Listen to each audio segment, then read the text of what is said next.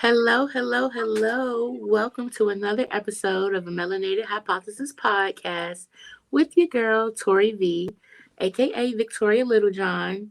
And it's Friday, so you know we have another dope artist with dope perspective, and we're coming to you. I just wanted to say first, thank you so much for joining us today. Yeah, thank you for having me. Yes, and introduce yourself to the collective. How you doing? My name is Kyle Barboza. I am a freelance podcast editor and a freelance audio video editor and podcaster, and really just living life day by day. Yes, so I'm so excited. Okay, so your podcast, A is for Able. Yeah, A for Able. That's one of my podcasts. Yeah.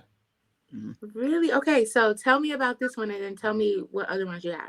Okay, so A for Abled is that one is focused on mental health and talking with individuals about their challenges and disabilities, stuff that they live with. I myself live with a disability. I live with cerebral palsy, so I wanted to have people tell their stories, regardless of what that may be, whether it be physical, mental, spiritual, whatever. Point is, everybody has a story to tell, and in the medical field doesn't always, just from my perspective, doesn't always take that into account.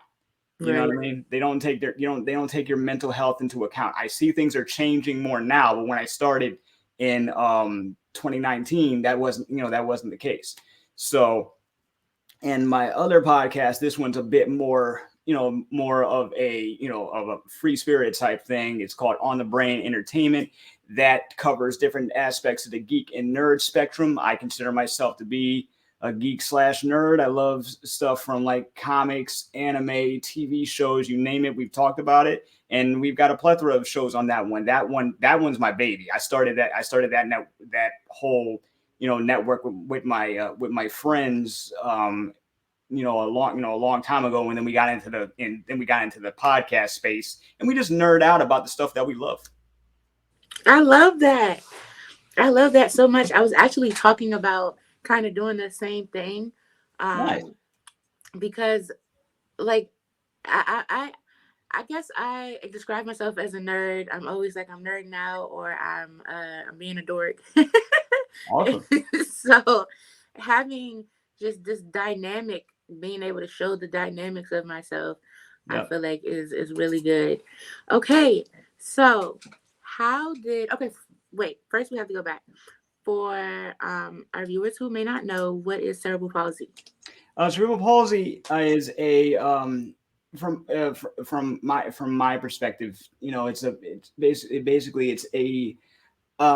condition that affects the muscles. In my case, I have spastic dysplasia. There's different types of it, of course, and it affects my muscles in my hips. So as a result, I have a very noticeable limp in my leg. My right leg used to be almost completely turned in. So when you would see me, I would have, my leg would look like it would not be straight, and my muscles are constantly, like they're just like everyone else's muscles will, contract and stiffen up and contract. Mine constantly stiffen, right? Mm. So I've lived with that since I was born. Was diagnosed about, I'd say, about 3 months after birth, and I was born premature. So Mm. yeah. Okay, so I know for me it's um childhood trauma. Mm. So I deal with childhood trauma and I the mental struggles of that have sometimes held me back, or maybe I would say I held myself back. The mental struggles made me hold myself back. I can Um, relate. do you feel like um, because you have, I guess, because you've experienced having cerebral palsy, do you feel like you have strength in other areas that you Yeah, don't? yeah, I do. my thing is, I my family have always been supportive of just about anything I wanted to do. They always encouraged me to be creative and not to let other people get me down, even though even though I have an issue. Later on in life, I realized everybody has something. You know what I Mm-hmm. mean? But the world was telling me a different story. The world was telling me you're going to have issues all your life. Here's what we're willing to do, not to say we're going to do it for you each time. And it didn't get any easier as I became an adult. As a kid, I give a little bit of leeway to the kids coming up, that were my age, you know what I'm saying? But like, kids can be mean for no reason. So if you were different, right? If you were different, the constant there was always be constants, like, why does he walk like that? Why do you talk like that? Why do you claim to hear music and stuff in your head? They would always question everything, and I would just let them, you know Mm-hmm. and my family just did whatever they can do to make me feel like a normal kid. They didn't see me as their kid with a condition. They saw me as their son, you know and I know I'm not the like I consider myself to be very, in that way, I'm very loved, I'm very blessed. But at the same time, I knew of people that did not have that same story. Like, there have been people I've heard of that, their parents did not know what to do, so they put them in a home. They hooked them up to a machine all their lives. They didn't really get a chance to go out there and explore and learn what they could do despite their limitations, because the world loves to put limits on all of us. You know what I'm saying? And plus, as you can tell, we got a bit more melanin than some people do. So there's extra stuff there. But it it was the world telling me one thing, while my family was telling me another. And unfortunately, I would listen to the world more than I would my family. Mm. Okay, that was so good. Okay, so let's go back. Tell me about Kyle growing Mm-hmm. up. What was that like? Kyle growing up was a very introverted kid. A loving kid, was always there, to help anybody, to talk to anybody.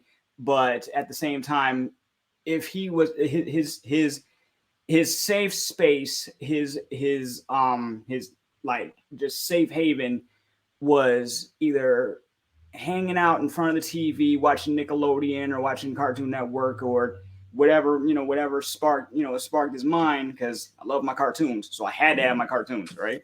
But um, then but also music. So it would just be music, or hanging out watching cartoons, or talking, or just hanging out with my family. But going outside, I was very scared to get hurt.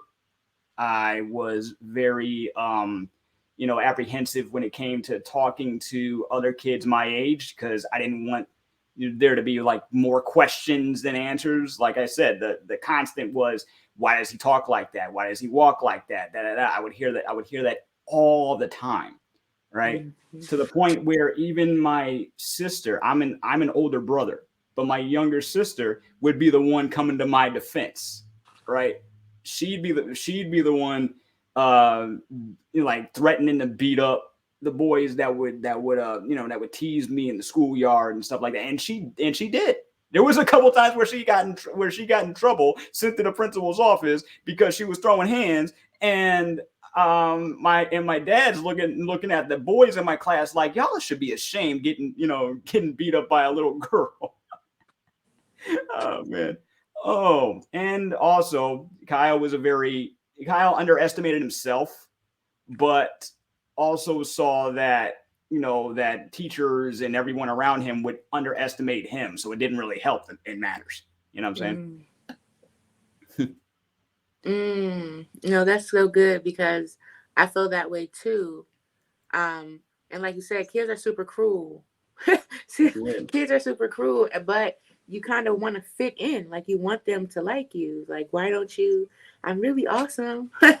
Why don't you like me? Yeah, my grandmother says I'm really creative. My mom, my mom, my mom says I can draw well. My dad always, my dad was a DJ, so I'm in the basement with him as he's making tapes. Like, yo, I just hosted one of my dad's mixtapes, and somebody be my friend, but one I did realize one thing. Those who were friends with me, they stayed friends with me. Like they once they got to know me, the CP did not matter because I grew up going to public school at first, so I saw a lot of people like me. I saw a mixture of for lack of a better word, normal kids versus the ones with disability, and we would all be together for the most part, like at recess, lunch, stuff like that, right?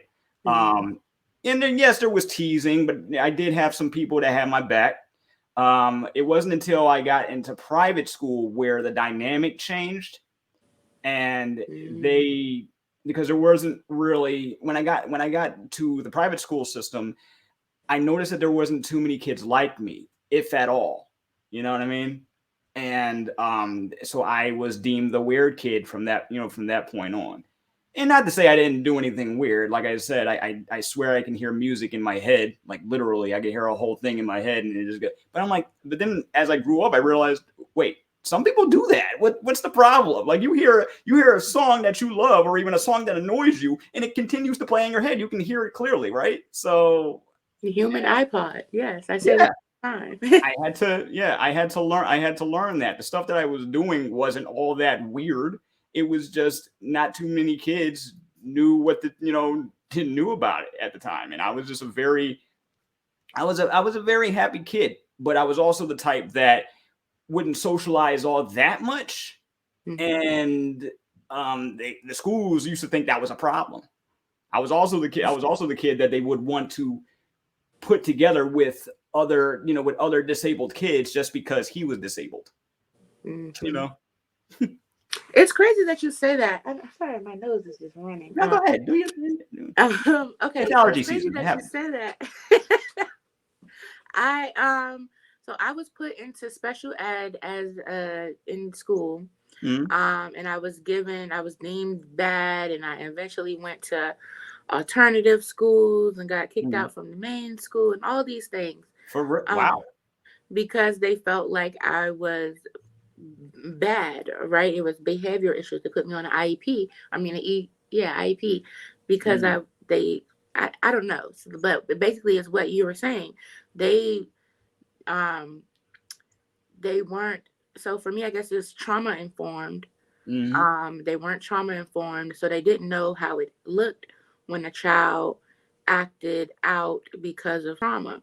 Mm-hmm. So they completely, like, I love school, but they put me in the class, and then I don't know, like, special ed shouldn't necessarily be considered school because they're it's I don't know if it's levels, I don't know what's going on, but they weren't teaching. Mm-hmm.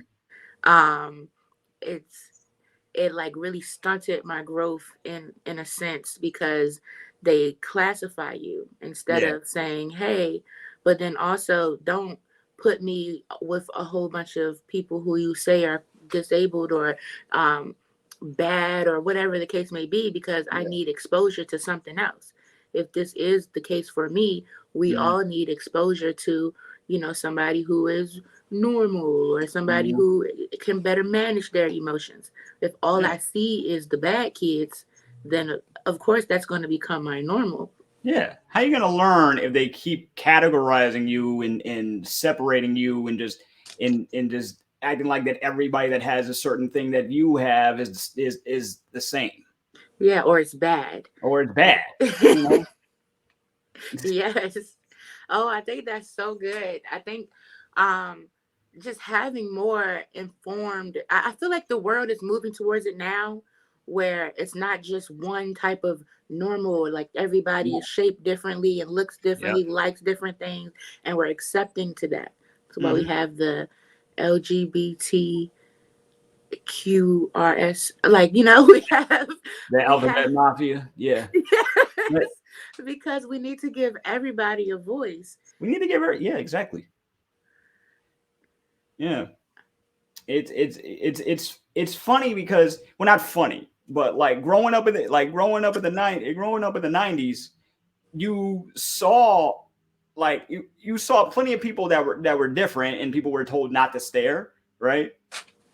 At the same time, at the same time, it's like they're just like they're just curious. Like my mom would tell me not to stare all the time. I remember distinctly seeing a I don't know if they were an amputee or if they were someone that was born without legs, Mm, but I would, me and my mom would go to see our cousin in her apartment building. One of her neighbors didn't have legs, and it was very noticeable that he didn't have legs. Dude was wearing shorts. So I would, you know, so I would, I'd look like real quick, and my mom would be like, don't look. But then she had to deal with people looking at me. So it's funny. Like, how are you gonna learn if you're not allowed to ask questions? You know what I mean? mm, Like curiosity is a natural thing. I'm not staring because I'm mean. I'm staring because it's new. I'm staring because I don't see that on a normal basis. So how do you explain that to your child? And after a while, I realized that I realized that it's that's all it is. It's curiosity, but it's also sometimes pity, and pity can be is not it's not always a great thing. We don't want you to pity us. We just want you to see us. yes. See us. That's it. Just see us as a fellow human being. Mm. And if you have questions, just ask. Ask if it's okay first, and then see where that goes. I love that. I think that that's so good because I want to ask, Yeah. how do you like how would you like to be approached? What would be the proper way if somebody saw you? Because I feel like oftentimes, what you were saying about your mother, like we'll say, "Oh, don't look," because as a person, we feel shame, and Yeah. that's where that pity you start to pull up that pity because you feel shame, but don't feel I don't feel ashamed, Right. you know. That's just like somebody when I was a child being teased because I was overweight, they would Mhm. say my knees hurt. My knees don't hurt. I'm great. I'm doing wonderful. Right. So don't pity me. But what would you ask? How would you ask for somebody to come to you to get more information? The funny thing is, I noticed things started changing as I got older, because um, it wasn't adults that came up to me asking questions. They thought they knew. They were like, nah. They were like, okay, he's a little slow. Or if I was working with somebody, they would say stuff behind my back. But kids are sponges, right? We never stop learning. We never stop learning. But one time, I think like a 14, 15-year-old kid came up to me while I was walking home from work one day, and they just said, "I've seen you walking, and I just need to ask, does it hurt?" Because Hmm. he saw the way I was walking. I'm like, "Nah, it doesn't hurt. No, not all the time. Not all the time. There are times where it does. I'm not gonna lie, but um, he asked because he was genuinely wanting to learn what it's like with somebody with my condition. He didn't and he We didn't even go into what my condition was. He just saw my limp and asked what's my like, how does it feel. Hmm. You know what I'm saying? I've even had people thinking that my limp was fake. There was this one time, I'm coming out the corner store with one of my homies, right? And we didn't know this at the time, but a woman was following us because she saw me coming out, and she thought that I was making fun of people, right? And so she was about to come out and tell me about myself, right? And then she realizes, oh my God, no, wait, that's real. He's really walking like that. And then she's like, baby, I'm so sorry. Like, baby, I'm so sorry. And then she explains that she has, she has friends like me who were, who were being teased and stuff their whole life. And they have kids that, that have stuff. And then it's like, oh, see, you just jumped to conclusions because you're protective of your friend. I have to, I respect that. But when she told me that, when she apologized, it was like, no problem. This is a first for me. I've never had anybody say that it was fake. I've had people say, I can fix it, like like I've had people in public, like this one lady said that um that God came to her and told her that, that he's gonna fix my leg. I'm like, there's nothing to fix. Nothing to fix. And at all. And it's just, ignorance. That's all it is. We're not educated enough on it, and there's more information still coming out till this day about it, so I can't 100% blame them, but I also have to say, can you think before you act? Like what they would, what they would teach us. Can you think before you act? Because these are, grown adults, and they came after a 15-year-old kid in one case and a 20-something-year-old in another case. So Oh wow. Okay. Oh man. So we have to unpack that a little bit because when I'm just in general, we know adults. It's kind of like I consider myself a Peter Pan. mm, You know. no, I hear you. I hear you. So I don't, I still am very inquisitive. I want to know what's going on. I'm curious. The curiosity almost killed the cat. Okay. Yeah. I'm Mm-hmm. very curious. But I um I get around people and I can just tell when it's a Wendy. Like I can just tell Mm-hmm. because you know everything. and, Mm-hmm. and even when it comes out, like I'm super um in touch with intuition, not intuition, Yep. You're uh, intuitive. Like you're and intuitive. but I but let me know. But let me just take a wild guess. Are you a shoot? No, I had it because I had it because I use it all the time. Are you an empath? Okay, let's talk about that word. So yes, based on what we say that is, Mm-hmm. but being trauma informed, I realized that being empathic, like that is a thing, Yep. but it stems from trauma. So being highly sensitive, your stress responses being highly active, and so Yes. you're observing. You're kind of, you get what I'm saying? Like Yeah. you're always Your defenses are up. yes, You know. yes. So yeah, I can relate in a way because I've gone through 4 different surgeries in my life, and I can remember 3 out of the 4 of them vividly. But uh, when my second one, I think, was the most traumatizing for me because the way they got me onto the operating table. They tricked me. They tricked me on the operating table because it was like 8 or 9 in the morning, and 1 minute I'm talking about X-Men comics with the anesthesiologist, not knowing it was the anesthesiologist, and next thing you know, slap the mask on my face, and I'm crying I'm crying my little butt off. I'm like, no, no, no, and I just fall right to sleep, tears in my eyes. That's so funny that you said that. I mean, it's not funny that because that's definitely traumatic, especially if I don't know what's going on. But yeah. I had that same type of situation. I had my tonsils taken out, Mm. and I didn't. You don't know. Like we're here, we're in the room, but I don't know exactly what's happening. And they were talking to me, and I was like, "Yeah, I can do this," and I did something, and then they were like, "Okay, do you want to smell some bubble gum?"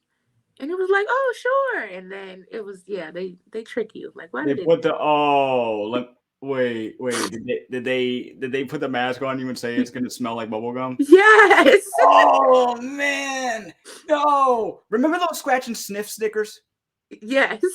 I remember that they tried to put a bunch of them like inside the mask because the mask always stank, right? To me. the plastic, those masks always stank. That plastic or whatever always made me sick. So they put they put those scratch and sniff stickers around it, thinking that's going to do something, and it did absolutely nothing. Oh my goodness, the doctors did this? Oh, they tried because they were trying. They were trying to make it. They were trying to make it easy for a. How old was I? I was like 8 years old during my second surgery, and then my third surgery I was 17. So I didn't have a choice in the matter. The first two times I didn't have a choice in the matter. I was just very I was just very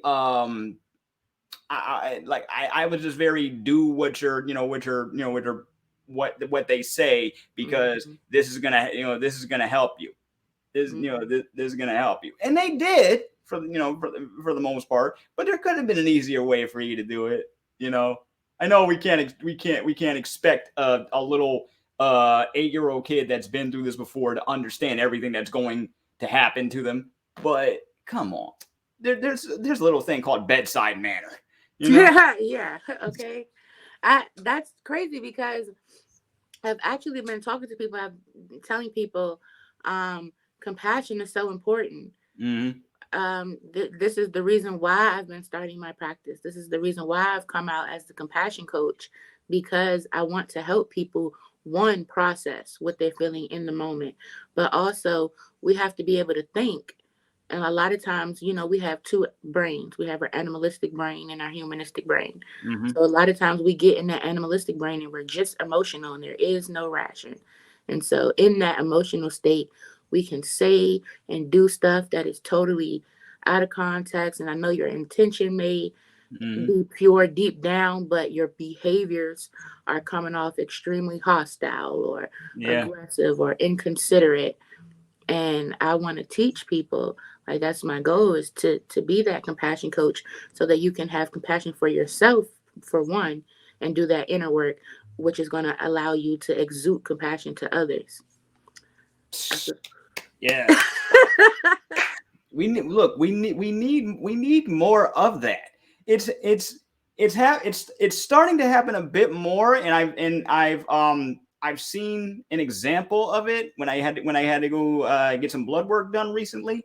One of the my doctor's office had a sheet that basically asked me how I was doing on a scale of 1 to 5, like Mm. how was I feeling in that moment. And then I asked the receptionist, I was like, how long have I been doing this? I've been coming to this office for this long. When did this happen? Oh, about 2 years ago. They started about 2 years. So I'm like, wait, it took the world turning upside down and people and enough people coming in probably tired, feeling defeated, feeling cranky because they're stuck indoors, feeling all these emotions and having no way to express it. And then you notice this while you're, I don't know, sticking them with a needle or stretching them out or whatever you got to do to examine them.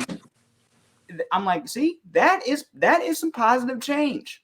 That is some Mm-hmm. positive change. Yeah, it may be policy now. You had to make it a policy, but at least it seems like you care. Now, can we do that for the hospitals? This was just this this was just a doctor's office, a like their own practice. Can we do this? Can we do this for the hospitals too? Yes, exactly. Wow. Yes, because I had some crazy experiences in the hospital and I understood, like, I have that self-awareness. So I know that hurt people hurt people. And if Mm-hmm. you don't see me, or if you're not seeing me, it's because of something that it's not me. And I had to really embody that, really feel that. I was having, I was in labor when I was having a very difficult labor, Oh. and my daughter ended up passing away. They all knew that she was going to pass away, but because it was so difficult, the Mm. main doctor would go to everyone else and wouldn't come to me because she felt like it was difficult. And where I'm like, I never had a baby. Like, I need, like, I don't even know what's going on. I need you to come in here and check on me. And So wait. Hold on a second. I'm sorry to interrupt you, but I gotta take a minute. So they knew the baby wasn't going to survive. Mm-hmm. And instead of coming over to see how you were doing after that, they just they didn't come to you, and nobody came to you at all after. No, so the doctor that was assigned to me didn't. She wouldn't come in. She would make herself busy, and that was kind of how she was coping with the fact that I was a difficult, like they hadn't seen a case like mine. So they had other doctors from other shifts and stuff that would come in, but they weren't there. They were just genuinely coming in because they had talked to me on their shift and they liked me as a person. And so as they were in the hospital, they would just come and just check in on me. But the doctor for my shift that was on call, I was there for a week, and she had like a set schedule or something. So whenever it was her schedule, I would see no more doctors. Like it would be no more doctors. It would just be nurses. But of course, the nurses are getting orders from the doctor, but the doctor wouldn't come see me. So it was just like, wow. Or because they couldn't handle it, or did they think that you just wanted to be alone with your No, she thoughts she after came that? in. My mom was there. My mom and my sister was there. She came in and she said, "You have the most difficult case, and we don't know how to handle it. So I've been handling everyone else because your case is so difficult. I've been basically saving the best for last, if you will." But I was trying to explain to her that because this case is so difficult, this is why you need to be more compassionate. Exactly. This is the medical field. This is the like medical science and heavy emotion. You gotta be like, okay, and I know they have a lot of patients to see, Hmm. but that if somebody just went through something that traumatic on your watch, and the only thing you have is, oh, I didn't know what to do, so I went to see everyone else before you.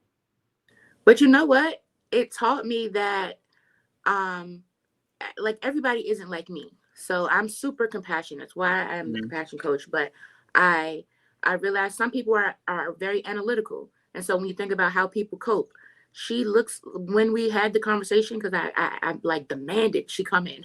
And so Mhm. she came in and stood at the door and we had this conversation. And I told her that well basically she was like she used to be a biologist and kind of gave me her background like she know her job. So that let me know that you're super analytical, but Mhm. you aren't in touch with your emotions.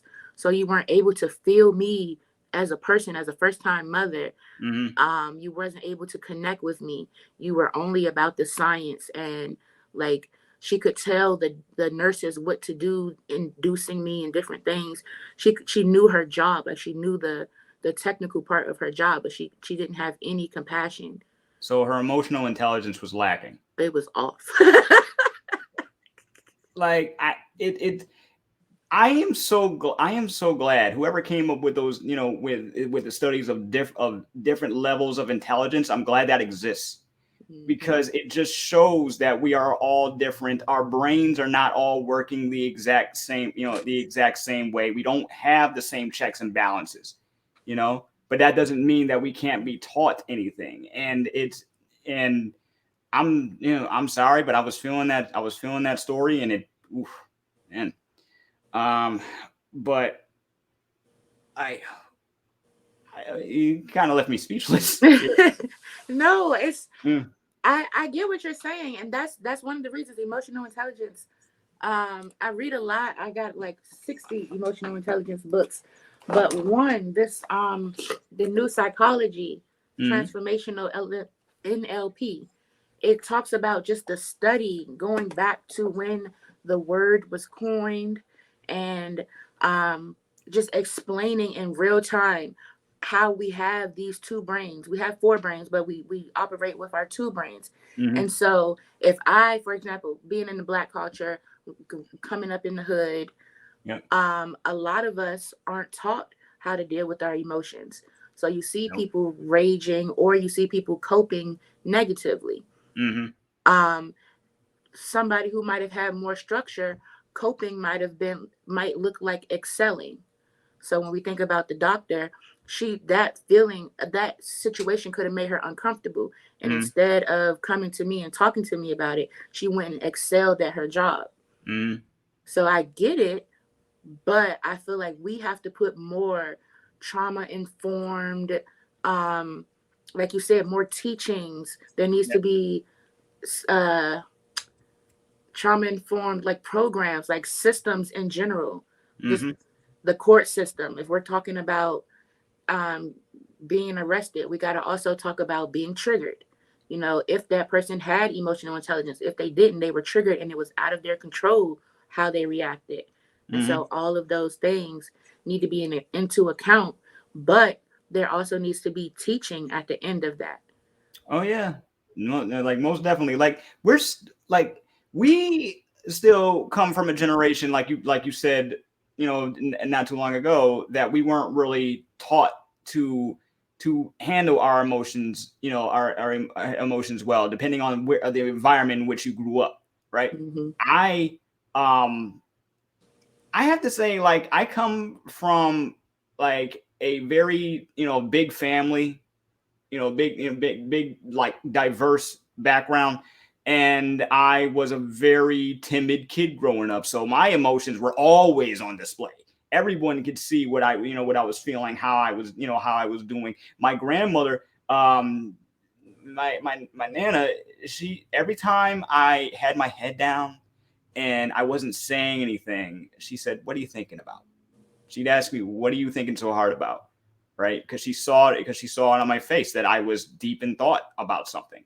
And she would actually ask me how I'm feeling, how I'm doing, right? And the like it was easy for me, depending on who I was around, to express how I was feeling. And now now it's gotten to a point where, like, people will come to me just to hang out and just talk, or we'll have a whole, like, I remember with my like my chosen family, we just stayed in the car, put on some music, and just talked about whatever the heck was on our mind. And we're all men, and we just, like, in this car, we were, it was mostly all dudes, and we were just talking about how we were feeling at that moment, about what was going on in our lives at the time, you Mm-hmm. know so, and the funny thing about that is, every time we would do that, the perfect song would come on. Mm-hmm. Like, it felt like the perfect song. We had a bunch of CDs. We just put them in. We just have them, in the CD changer in the car, because this is before we all had iPods. Mm-hmm. All iPods or Spotify accounts. Exactly. So we would have our CDs that we bought or we burned, and next thing you know, we put something in, and depending on how deep the conversation got, it was like the music it just went along with the mood, you know. Yeah. So we were never afraid to express how we were feeling to each other. It really depended on who we were around and what the atmosphere was like. Because when you feel that energy, it's like, let me exit myself from this situation. It's getting a little too heavy, you know. Mm. Or now we would go to my best friend's place, and we just sit out in the balcony and just talk. Mm. If we're feeling some type of way, we just talk about it. So I'm glad that that's being talked about more now. Like, we stay talking about mental health now, but imagine what it was like for our parents, and especially our parents growing up, when they would just try to shrug it off. It's like, "Oh, you'll be, you'll be okay. You're just going through this, going through that. Just sit Mm. down and relax, and you'll be all right." Or if you're coming back from, like, war, or witness something dramatic, what did they say? "Oh, it's just shell shock. You'll get over it." You know what I mean? Like, they just wanted a quick fix. Today we still want a quick fix, you know? Mm-hmm. But I'm ranting. I'm sorry.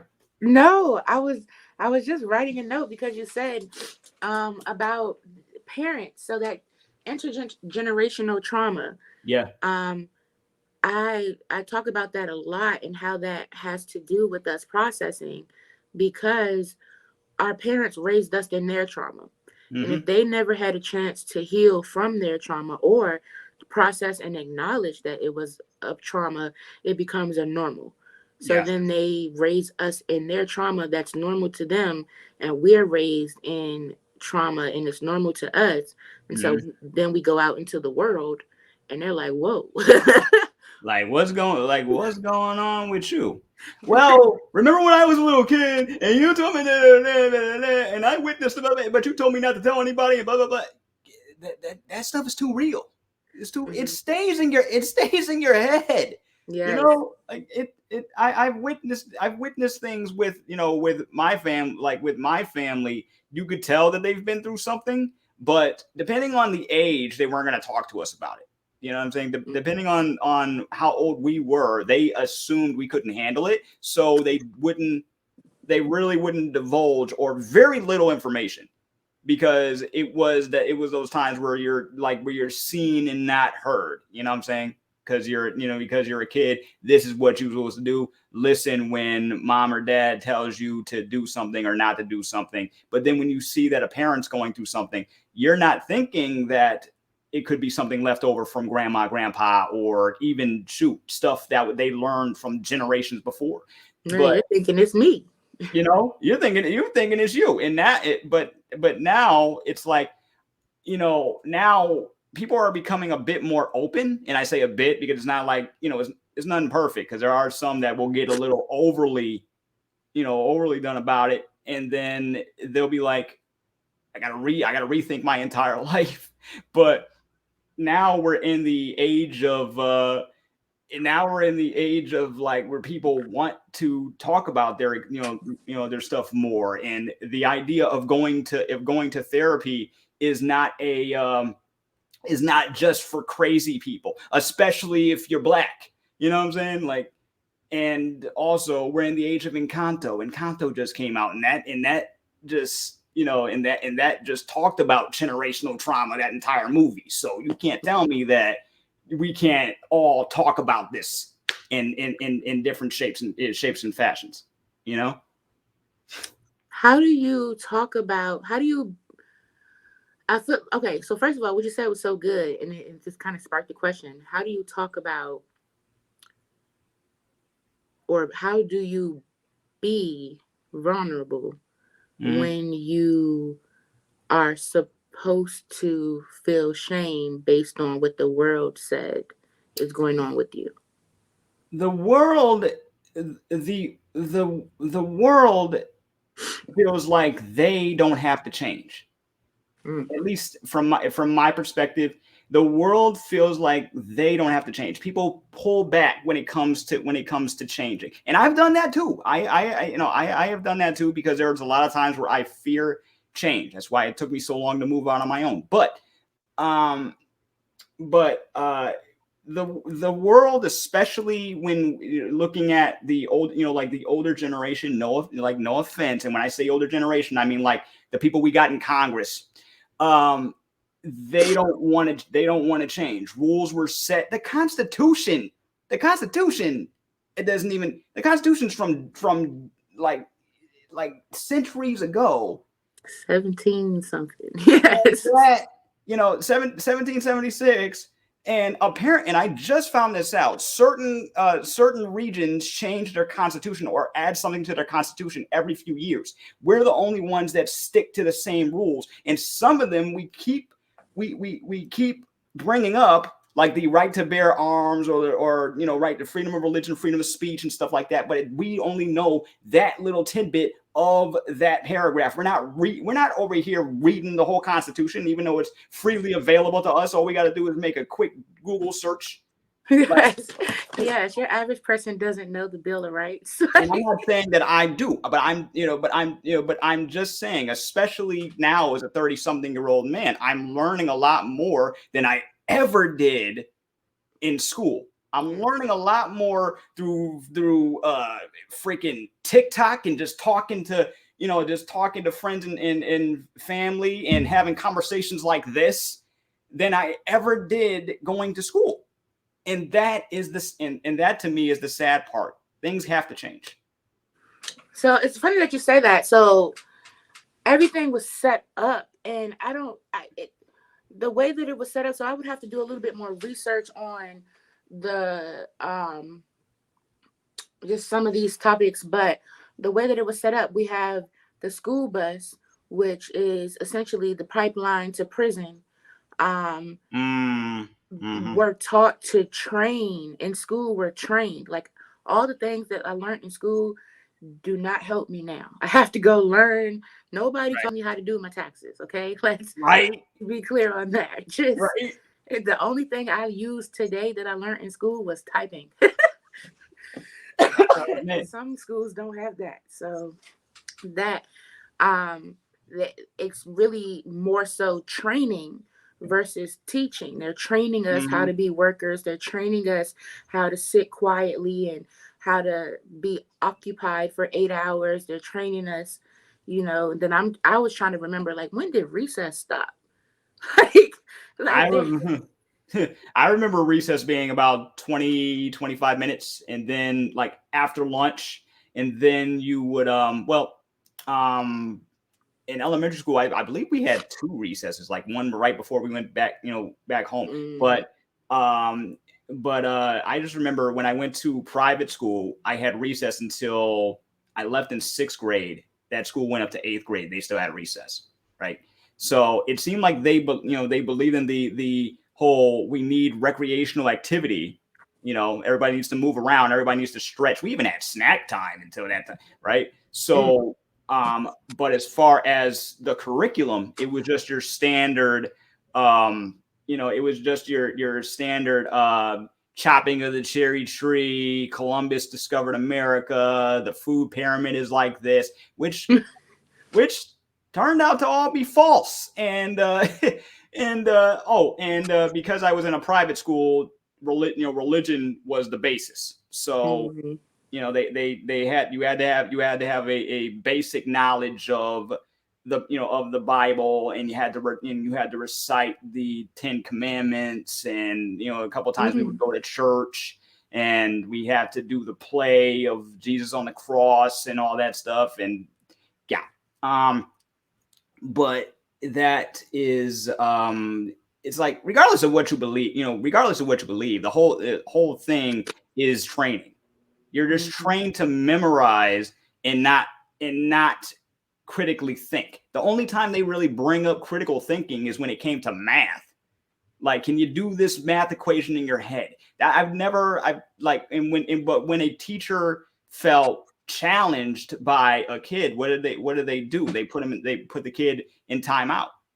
They have the kid stand up against the wall, and or like for like 10 to 15 minutes at a time, and to miss recess. And I do believe in repercussions for like consequences for your actions. But sometimes it would just be the kid was bored, you know like the kids sitting in the back of the class. Either they're bored by the way you're teaching the lesson, or they're already done with the work, so they decided to have a nap, and you're thinking that they're disrespecting you. One time I got thrown out of a class for yawning. So Oh my goodness. yeah, No, yeah, but that's true. Like, even for myself, um, I would try to sit in the front because I just couldn't see. So I needed to sit in the front. But I had no choice but to sit in the front. My last name starts with a B. We're all in alphabetical order, oh yeah. and it helps because I'm very nearsighted. So yes. Yeah. So it worked out in my favor. But um I would get bored, especially just certain things. Like, if we're spending 20 minutes of the class trying to calm the class down, you're yeah, going to lose my attention. yep. And I haven't been diagnosed with like ADHD or ADD, but knowing what it is, I know that my brain, I have squirrel brain. Okay. So if Mm. you don't grab it, it's out Squirrel. there. Hi there. Yeah. Oh my goodness. Well, this is such a good talk. I'm so glad that we connected. Um, let the people know where that they can find you, where they can listen to the podcast and Yep. your handles. hmm So you can find me in a few places. You can find me on Instagram at Kyle Eric 3233. Same address on my TikTok. I just do like just random stuff, just like random stuff up there, mental health related and nerd related. I'm trying to get up there a little bit more, so follow me there. I'm also available for Anybody need any kind of editing or or any other kind of work done, let's connect. You can email me at Kyle Eric 22 3233 at Gmail. And I'm also on Facebook under Kyle Barboza. Now, if you want to listen to the podcast, they're both found on Anchor. You can go anchor.fm. You can go to A for Able, check that out, or on the Brain ENT. And because of Anchor, it's also on your Spotify's, your Podbeans, and everywhere else you get your podcast fixed. Yes. Okay. Now you got to leave us with something. Okay. So wait, actually, we're doing this ugly. So I'm getting my strategy together for the ending. Go ahead. But I do need you. I have 3 questions for you. Okay. How do you define healing? Okay. I define healing as a process. Healing can be a lot, can be a lot of things to to a lot of people. It's either realizing something about yourself you didn't know, and then knowing that you have more strength than you thought, or realizing that admitting that you need help. In my case, it was actually admitting that I do need help, and it's okay to ask. You're not going to always be looked at as a special case, or or somebody who is known as be slow or whatever, and just for asking for help. So getting over that hurdle, which is yourself, getting over that hurdle, that to me, that begins the healing process. Once you start telling yourself it's okay to ask for help, it's okay not to be okay, it's okay not to have all the answers, that's how I define healing. How do you define healing spirit? I define healing spirit with vulnerability. I like I said earlier, it's okay to ask for help, but it's also okay to seek different things out. Try something that you've never tried before. Read something that that may challenge you intellectually or spiritually, and not be afraid to express how you feel about it. Because sometimes people stay away from certain things because they don't want to they don't want to be negatively influenced based on, let's say, their belief system. You know what I mean? So in a lot of cases, when you are willing to challenge that, and then you come to your own conclusions, that is when you can be open, and your spirit can be free to really express itself. I love it. Okay, last but not least, what would you like to leave the collective with? What kind of gem or something that you can leave us with when we are interacting with someone who may have a disability? Just hey, look, just be aware. Just be aware. We're people too. Just be aware. If you want to ask questions, ask questions. It's okay to ask questions. They'll probably come back to you with something else that you didn't think was possible. But it's okay. We're just people. And if they have a different way of communicating, try to meet them somewhere in the middle. If say they can't speak with words, but yet they speak with their hands, and they can read lips, be okay with enunciating the words, and don't go up to somebody's face acting like yelling at them is going to help them hear more. And if you're scared to walk up to somebody with any kind of disability, be it wheelchair, walker, crutches, deaf, blind, whatever, just know that they're human just like you. They have challenges, sure, but imagine what it would be like if you were in their shoes. It's okay. It's okay to ask questions. It's okay to be curious. It's okay not to already know. Don't just assume. I love it. I love it. I love it. Well, thank you, Kyle, so much for joining us. I'm so excited. Now make sure you do some healing. If you haven't already done some healing today, Make sure you do some healing. Make sure you follow Kyle. Follow us at Tory Victories. And we'll see you next week. Peace and healing, y'all. We're out. Peace and love.